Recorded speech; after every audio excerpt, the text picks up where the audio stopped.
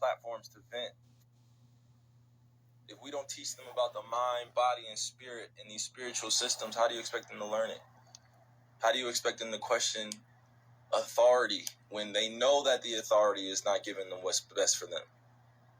That's all I'm saying. I'm not going to get too, I'm not going to get too preachy with y'all on this, because y'all probably hear this, from different spots, different places, different people. But in my generation, specifically the millennials, diet, health, well-being, forming our own spiritual system, we have the energy to shift this whole entire thing. So until we do that, we're just going to keep fighting. But I love y'all. I love each one of y'all, and I pray for you guys as my relatives all the time. I pray to Creator and our ancestors all the time. Whether they call me crazy out here in this society, I don't give a fuck. I don't care. And like, being called crazy in America is like, it could make you billions of dollars. You know what I'm saying? Like, being called crazy in this insane society at times, like, it doesn't really faze anybody anymore. You know what I mean? Because now at this point, it's either we're doing something to further along our causes and make this revolution work, or we're not. And it doesn't look the same for everybody. Everybody has their own individual journey in this collective consciousness that we have out here. Everybody has their own journey. Everybody. So no, I don't identify as just one thing. You know what I mean? Like, nah, I identify as the truth of Creator, because I'm breathing and I'm able to do the things that I do every day, knowing that I don't have control of it all the time. So let's teach our kids about what we learned and how we grew up. Millennial generation. Come on.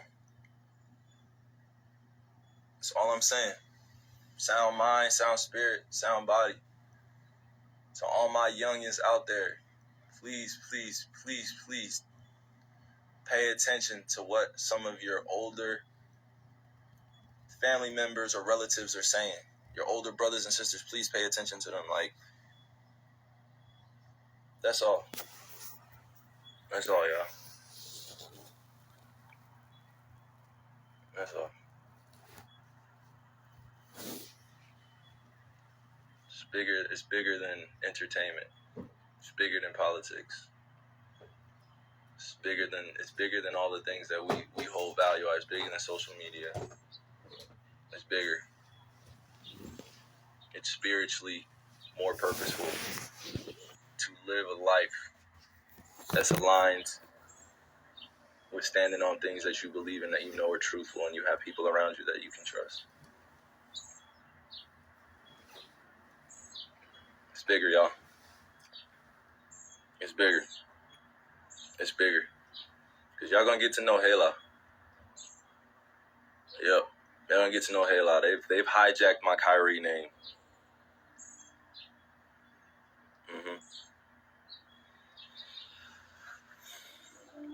So I love y'all, and I hope that you guys are having a great start to your day. Wherever you are in the world, all my brothers and sisters, I'm praying for you. I'm praying for your healing. I'm praying for your alignment. All right? That's fine. That's fine. I grew up in this society where the crazy are sane and the sane are crazy.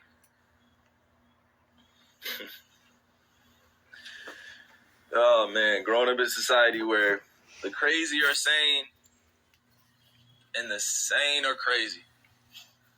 Whatever that means. All right? So I'm praying to Creator for all y'all, man. All right? I think that's important. But life is always about taking a stand and holding principles. So I want to explain what I feel like my stance is as a black male in this world, okay? And conversations that I've had with my brothers and sisters in the black community. And I want you guys to empathize with it and hear me on it. So when I hear what Kyrie Irving has to go through in order to be reinstated, I'm appalled. I'm appalled. And let me give you examples of how I feel like we don't have the same energy and hold other people who have dealt with racial tropes accountable. So when Sarah Silverman does blackface, or when Don Imus says nappy-headed hose, or when Howard Stern calls somebody the N-word in the skit, or when Brett Favre takes money from the state of Mississippi, we don't ask them to get sensitivity training. We don't ask them to donate $500,000. We don't ask them to meet with the Black National Caucus.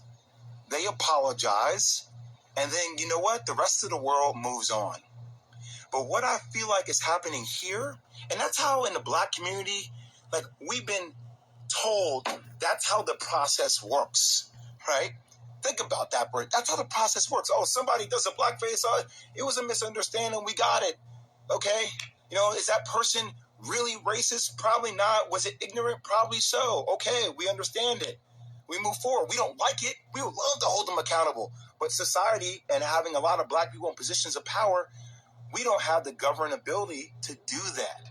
But what we feel like happens with Kyrie is even after an apology, it's not enough. We feel like there needs to be more. And a lot of people I've spoken to over the last couple of days talk about this thing. Older mentors of mine talk about buck breaking. So we talk about tropes. This is something that we feel like in the black community that happened way back in the day, where if there was a slave that was defiant, right, he got broken in front of everybody in order to show that he was not in a position of power. And that at the end of the day, he had to do what he was told to do because that's what was mandated of him.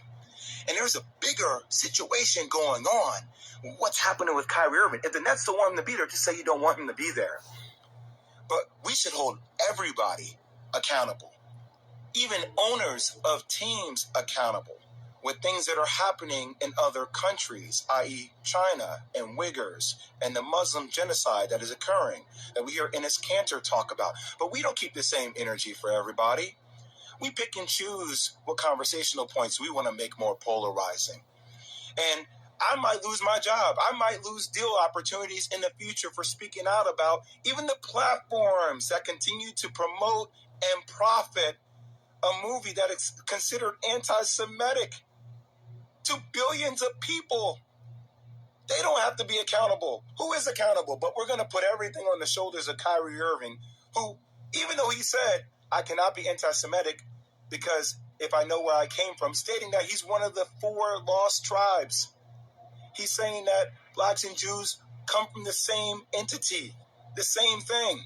But we don't want to understand nuance. We want to be triggered by words, and we like fire, and we like things that are, going viral on social media, and everybody has some kind of hot take, and we're calling people idiots, and we're calling people names because that's what we do. We just destroy each other. I ain't gonna destroy each other, man. I'm not gonna do that. Is Kyrie Irving anti-Semitic? Hell no. Could he have gone about it maybe a different way? That's what I would have advised him to do. But I'm not gonna let you guys sit out here and make this dude out to be like he is a villain, like he is a bad person. He is looking to explore his heritage. Now, you can crucify me if you want. I don't give a damn anymore. It's time for people to start speaking out with nuance and speaking out on the principles they stand for. That's all I'll say.